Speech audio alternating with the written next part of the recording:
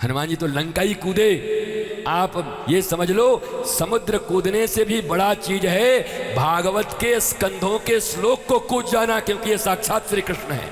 तो हम तो उन्हीं को कूद रहे हैं रोज। जही गिरि चरण देई हनुमंता ताही गई सुपाताल तुरंत। तो व्यास का नाम ही होता है, कहीं समास विधि से, कहीं व्यास विधि से, कहीं प्रणाम कर लिया, कहीं नमन कर लिया, कहीं नाम ले लिया, कहीं विस्तार कर दिया। व्यास का अर्थ ही यही होता है। महाराज गिरिराज भगवान की खूब डट के पूजा हुई है। सबने गिरिराज महाराज की कहो भाई भैया हो गया, हाँ चलो अब खा पी लिए, हाँ बोला खा पी लिए, बोला चलो परिक्रमा करते हैं। नागपुर वाले कह रहे हैं गुरु जी ये तो बहुत गलत हुआ। क्यों? बोला वहाँ वाले लोग तो खा पी के परिक्रमा कर रहे थे, हम लोग को 8 घंटे से भूखे बिठा के परिक्रमा करवाओगे? तो वहाँ वाले सही में 22 किलोमीटर का परिक्रमा करेंगे, तुम अपने सीट पे बैठे बैठे करोगे, यही अंतर है। तुम तो जहाँ बैठे वहीं से परिक्रमा हो जाएगी महाराज।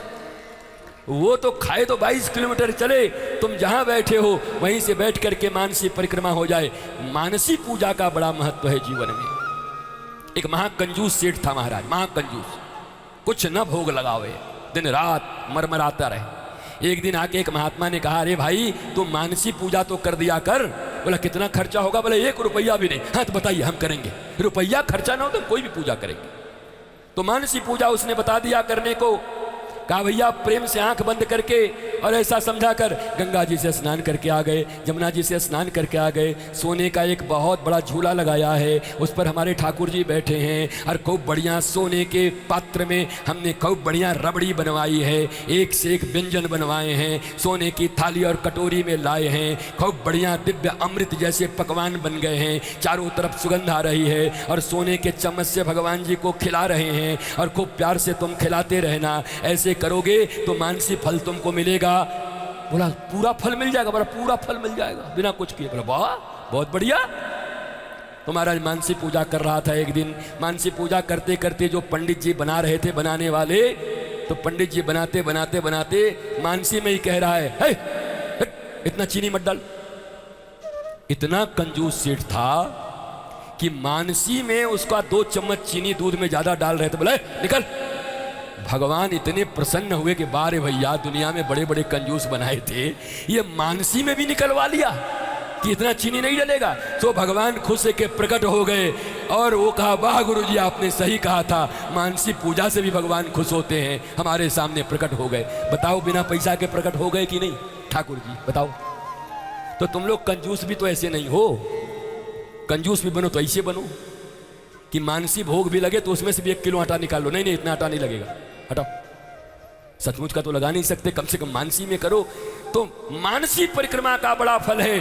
आइए गिरिराज भगवान का आज दिव्य से दिव्यतम मानसी परिक्रमा हम सब करते हैं। सब अपने अपने स्थान पर बैठे रहें, गिरिराज भगवान का दर्शन करते रहें, मन में उमंग रखें। अपने अपने हाथों में समझे घर से पकवान बना करके लाए हैं सब मानसी। पोटरी अपने माथे पर रख लीजिए, बाल बच्चों का हाथ पकड़ लीजिए, जितने बूढ़े बूढ़ी दादा दादी हैं सबको बुलवा लीजिए। मानसी जो नहीं आए हैं उनको भी मानसी बुलवा लो कि सब मेरे साथ हैं। जिनको जिनको प्रेम करते हो उनको भी बुलवा लो, जिनसे शत्रुता हो उनको बिल्कुल मत बुलाना। वो आए भी तो रास्ता रोक देना उनको। यही तो करोगे और क्या करोगे? सबको बुलाओ मानसी रूप से।